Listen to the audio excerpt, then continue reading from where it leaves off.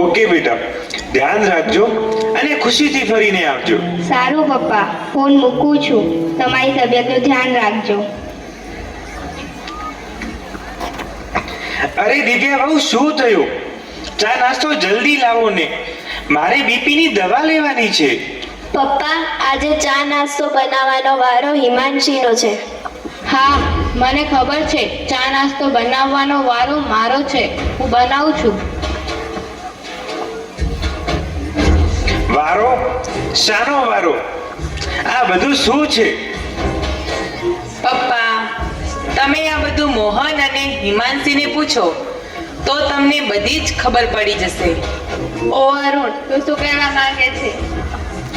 તને બધી ખબર જ છે. ઓકે? તું મારો મોટો ભાઈ છે એટલે શાંતિથી કહું છું. તારે જે કહેવું એ મને કે, પણ તારે હિમાંશી વિશે કંઈ નહીં બોલવાનું. કેમ? હિમાંશી કોઈ મોટી મહારાણી છે કે તેને કંઈ નહીં કહેવાનું? આ ઘરમાં જે પણ ઝઘડા થાય છે તેનું મૂળ કારણ જ હિમાંશી છે. કેમ? મેં શું ઝઘડા કર્યા? અને હા અરુણભાઈ, સાંભળી લો, હું મહારાણી હોઉં કે ના હોઉં, પણ મારા પપ્પાના ઘરે હું રાજકુમારીની જેમ જ રહી છું. તો તમને કોઈ પણને હક નથી કે મને કાંઈ પણ કહી શકે. હા, સાચું બોલી, તું બરાબર જ કહે છે. એ બાયલા, તું તો ચૂપ જ રહેજે. ઓકે? અને હા, તમને કેમ કંઈ કહી ના શકું? પૈસાવાળા હોય તો તમારા પપ્પાના ઘરે, અહીંયા નહીં. બસ હવે બહુ થયું. આ રોજ રોજ નાની વાત પર ઝઘડા કરે છે તો આ ઘરનું શું થશે? તેની કોઈ તમને ખબર છે? અને આ નાના દીકરા પર તેની શું અસર થશે એનું કોઈ તમને ભાન છે? નથી કરવો મારે ચા નાસ્તો. આ શું થઈ રહ્યું છે? કાંઈ જ સમજણ નથી પડતી. આમ ભાઈ ભાઈ ઝઘડા કરતા રહેશે તો આ ઘરનું શું થશે? મોહન અને હિમાંશીના લગ્ન થયાને હજુ 1 જ વર્ષ પૂરું થયું છે. અરે આ આજુબાજુ વાળા અને સમાજના લોકો શું વિચારશે? સવિતા, તારા ગયા પછી હું આ ઘરને નથી સાચવી શક્યો. આપણા દીકરાઓને એક ના કરી શક્યો. બસ હવે હું આ રોજ રોજના ઝઘડાથી કંટાળી ગયો છું. મારે હવે કાયમ માટેનો ઉપાય કરવો જ પડશે. લલિતભાઈ તેમના બંને દીકરાઓના સંઘર્ષ જોઈને દુઃખી થઈ ગયા છે અને તેમને નક્કી જ કરી લીધું, મારે જ કોઈક નવો ઉપાય શોધવો પડશે. અને હવે તે તેમના એક મિત્રના કહ્યા પ્રમાણે બ્રહ્મકુમારી વિદ્યાલયમાં જઈને રાજયોગનો અભ્યાસ કરવા લાગ્યા છે. તો હવે લલિતભાઈ શું કરશે, ચાલો આપણે સાથે મળીને જોઈએ. આજે રસોઈમાં હિમાંશી વહુનો વારો લાગે છે. હા પપ્પા, આજે બપોરનો રસોઈનો વારો હિમાંશીનો અને સાંજની રસોઈનો વારો મારો છે. ભાભી, પપ્પાએ તમને પૂછ્યું તું નહીં ને? તો પછી ડાયા થવાની શું જરૂર હતી? મને બોલવા દો ને. શા માટે તમે વચ્ચે બોલો છો? હા પપ્પા, બપોરની રસોઈ હું જ બનાવું છું. બેટા, તમે આજે તારો મારો વારો કરવામાં જુદા પડતા જાઓ છો. જો તમે બંને ભેગા મળીને રસોઈ બનાવશો ને તો એની મીઠાશ જ કંઈક અલગ હશે. ચા બનાવવાનો વારો, આ રસોઈ બનાવવાનો વારો. અને બેટા, મારા અંતિમ સમયમાં પાણી પાવાનો વારો ના રાખતા, નહીતર હું તો પાણી પીધા વગર જ ઉકળી જઈશ. અરે બેટા મોહન, તું પેલી દુકાન રાખવાનો હતો, તેનું શું થયું? હા પપ્પા, રાખવાની જ છે. એના 25 લાખ કયા છે? તો મેં વિચાર્યું કે 12 લાખ અને 50,000 હું કાઢીશ અને બાકીના 12 લાખ અને 50,000 અરુણ કાઢશે. આ તું શું કહે છે?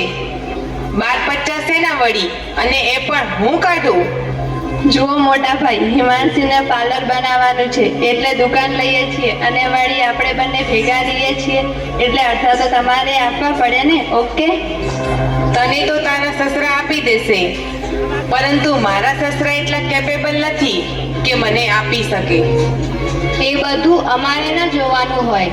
અને હા, જ્યારે તમે ધંધામાં નુકસાન કર્યું હતું ને, ત્યારે મોહને પોતાની બચતમાંથી 10 લાખ રૂપિયા આપ્યા હતા. હવે તમારો વારો. ઓકે? અને હા, તમને ખબર ના હોય તો કહી દઉં, એ સમયે મોહનના લગ્ન નતા થયા. હા, એ જ કહેવા માંગુ છું કે એ પરણેલા ન હતા છતાં પણ તેમને તમારી મદદ કરેલી અને તમે તો એક છોકરાના બાપ બન્યા છો, તો તમે તો તમારી જવાબદારીને સમજો. એ મોહન, તારી બહેરીને સમજાવી દે કે નાના મોટાનું માન રાખે. બસ હવે બંધ કરો. કોઈએ હવે કંઈ જ બોલવાનું નથી. આ બધું શું છે? સાવ જાનવર જેવા છો. તમારી માં ઉપર બેઠી બેઠી શું વિચારતી હશે? અને આ તમારા રોજ રોજના ઝઘડાથી હું કંટાળી ગયો છું. એના કરતાં હું તમારી માં પાસે જતો રહ્યો હોત તો સારું હોત. અને સાંભળી લો, કાલે તમે બંને ઘરે રહેજો. હું ગોવિંદ કાકાને બોલાવી તમને બંનેને અલગ અલગ કરવા માંગુ છું. એટલે બધું સારું થઈ જશે. પછી તો શાંતિ ને. લલિતભાઈએ સમજી વિચારીને નિર્ણય લઈ જ લીધો લાગે છે. તેમને બંને ભાઈઓને અલગ કરવાનું નક્કી જ કરી લીધું છે અને ગામના વડીલ મિત્ર ગોવિંદભાઈને પણ બોલાવી લીધા છે. ચાલો આપણે આગળ જોઈએ લલિતભાઈના પરિવારનું શું થશે. દાદા દાદા હા સૌમ્ય બેટા, શું કરે છે તું?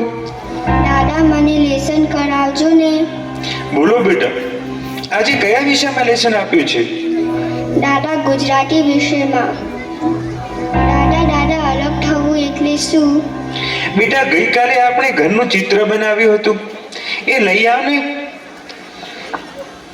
લો દાદા, આ રહ્યું ચિત્ર. દેખ બેટા, આ ઘરના બે ટુકડા થવા એટલે અલગ થવું. આપણા ઘરમાં કાં તો તારા પપ્પા રહેશે કાં તો તારા કાકા.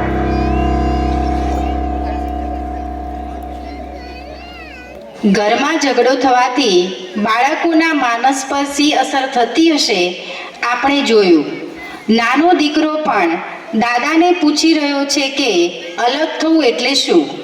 લલિતભાઈએ દીકરાને તો સમજાવી લીધો, પણ ઘરની પરિસ્થિતિને આધ્યાત્મિક જ્ઞાન દ્વારા કેવી રીતે સંભાળશે, ચાલો આપણે આગળ જોઈએ. કેમ છો લલિતભાઈ? અરે આવો આવો ગોવિંદ કાકા. ઓમ શાંતિ. ઓમ શાંતિ. લલિતભાઈ, કેમ તમે આવો નિર્ણય લીધો છે? હજુ તો મોહનના લગ્ન થયાને 1 વર્ષ પણ નથી થયું. મારે જુદા નથી કરવા, આ બધાને જ જુદા રહેવું છે. ઘરમાં કામની વહેંચણી થાય છે, પોતાની બચત પણ અલગ અલગ કરવા લાગ્યા છે. એટલે હું જ આ ઘરના ભાગ પાડવા માંગુ છું. જો ઝઘડો કરીને ભાગ પાડશે તો સમાજમાં મારી બદનામી થશે, એ અલગ. હા પપ્પા, આ વાત સાચી છે. હું તમને કહેવાનો જ હતો, પણ આ વાત તમે જ કહી દીધી. મને પણ હેમાંશે 6 મહિના પહેલા કીધેલું હતું, પણ મેં એની વાતમાં ધ્યાન ના આપ્યું. પણ હવે મને એવું લાગે છે કે હવે મારાથી પણ નહીં રહેવાય.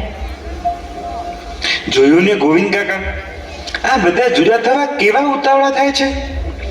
ગોવિંદ કાકા, જમાનો બદલાયો છે. ઝઘડાઓ તો આપણા પણ થતા હતા, પરંતુ આ લોકોમાં તો ભાઈચારાની કોઈ ભાવના જ નથી રહી. જવા દો આ વાતને. તમારે બંનેને જુદા જ થવું છે ને, તો બોલો કઈ રીતે જુદા થવું છે? એના વિશે કઈ વિચાર્યું છે? હા, બંને વચ્ચે વાત થઈ ગઈ છે. આ ઘરના 40 લાખ મૂક્યા છે. જે લેશે એ બીજાને 20 લાખ આપશે અને બીજી બધી વસ્તુઓના ભાવ નક્કી જ છે. જોયું ગોવિંદ કાકા, તમે સમજી ગયા હશો આ પરિસ્થિતિ કેટલી અઘરી છે. એટલા માટે જ મારે આ ફેસલો કરવો પડ્યો. આ બંને દીકરા વચ્ચે લાગણી જ નથી રહી, એનું મને ખૂબ જ દુઃખ થાય છે. સારું, તો લલિતભાઈ બંને ભાઈઓને જુદા કરી દો. બેટા, તમે વસ્તુના ભાગ તો પાડ્યા, હવે મારે કોની સાથે રહેવાનું છે એ તો કહો. પપ્પા, તમે 6 મહિના મારી સાથે અને 6 મહિના મોહન સાથે રહેજો. ના પપ્પા, આ 6 મહિના કંઈ જ નહીં, પરંતુ તમે આખી જિંદગી મારી સાથે જ રહેજો. ચાલો તમે મારી સાથે તમારી બાકીની જિંદગી અમારી સાથે ખુશીથી પસાર કરજો. ના બેટા ના, દીકરીના ઘરનું પાણી પણ ના પીતા હોઈએ તો હું તારા ઘરે તો કેવી રીતે રહી શકું? હું તમને કહું છું ને પપ્પા, ચાલો અમારી સાથે.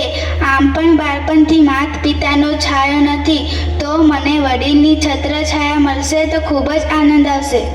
પપ્પા, એવું ના હોય કે દીકરીના ઘરનું પાણી પણ ના પીવાય. પપ્પા, મને તમારો દીકરો સમજી લો, પછી તો તમે અમારી સાથે આવી શકો ને. ના બેટા ના. મોહન અને અરુણ બોલશે મારે હવે 6 મહિના પહેલા કોની સાથે રહેવાનું છે? પપ્પા, પહેલા 6 મહિના તમે મોટા ભાઈની સાથે રહો અને પછીના 6 મહિના તમે મારી સાથે રહો. એ મોટો હું છું તો નિર્ણય પણ હું જ લઈશ કે પપ્પાને પહેલા 6 મહિના કોની સાથે રહેવાનું. તો પપ્પા, તમે પહેલા 6 મહિના મોહન પાસે જાઓ, પછી હું રાખીશ. ના, એમ કરો, ટોસ ઉછાળીને જે જીતશે એ જ નિર્ણય લેશે કે પહેલા 6 મહિના પપ્પાને કોની સાથે રહેવાનું. અરુણ ટોસ ઉછાળે છે. યસ, હું જીતી ગયો. હવે હું જ નિર્ણય લઈશ. પપ્પા, પહેલા 6 મહિના તમારે મોહન પાસે રહેવાનું રહેશે. બેટા હું આખી જિંદગી ભાડે રહ્યો છું. આ ઘર પેલું ઘર એમ ઘર બદલતો રહ્યો છું. જીવનમાં કષ્ટો વેઠીને મેં પોતાનું ઘર બનાવ્યું છે. એટલે હું આ ઘર છોડીને ક્યાંય નથી જવાનો. એટલે હું નિર્ણય લઈશ કે આ ઘરમાં કોણ રહેશે અને કોણ જશે. હું તમારા ઘરે 6 મહિના નથી આવવાનો, પણ હું તમને 6 મહિના મારી સાથે રાખીશ. અરુણ, જા, નીકળ. તું તારી વ્યવસ્થા જાતે જ કરી લેજે. 6 મહિના થાય એટલે તું અહીંયા આવી જજે. એટલે મોહન આ ઘરની બહાર જશે. દાદા, મારા પપ્પાને જ્યાં રહેવું હશે ત્યાં રહેશે.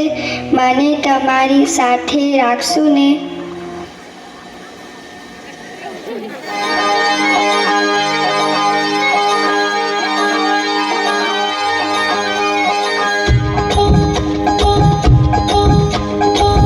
આજે સાંભળો મારી કથા, એમાં છુપાય છે સૌની વ્યથા. બીજું બધું છોડી કામ, તમે લો રામનું નામ. બોલો રામ, બોલો ભાઈ રામ, રામ બોલો ભાઈ રામ, રામ બોલો ભાઈ રામ, રામ બોલો ભાઈ રામ, રામ બોલો ભાઈ રામ, રામ બોલો ભાઈ રામ, રામ બોલો ભાઈ રામ, રામ બોલો ભાઈ રામ. જીવનના એક પછી એક અભરખા તમે પૂરા કર્યા. પછી સૌનું જોઈને પોતાના પુત્રના લગ્ન કર્યા. ત્યાર પછી પુત્ર વહુ પૌત્ર પ્રેમે તમને આંધળા કર્યા. અને પછી એ બધાએ ભેગા મળી તમને ઘરની બહાર કર્યા.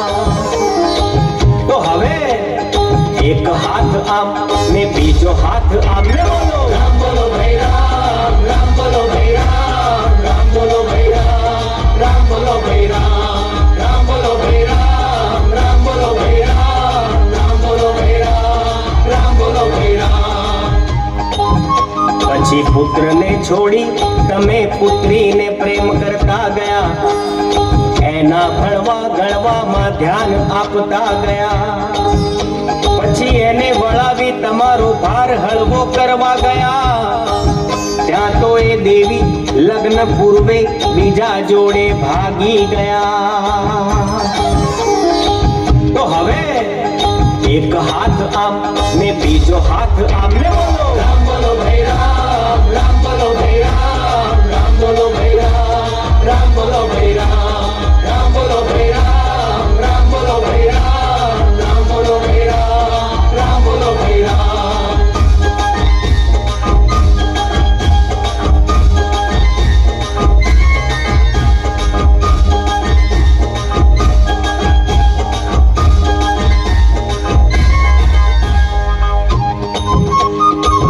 પહેલા 20 વર્ષ સુધી બાપાએ કીધું એ કર્યું.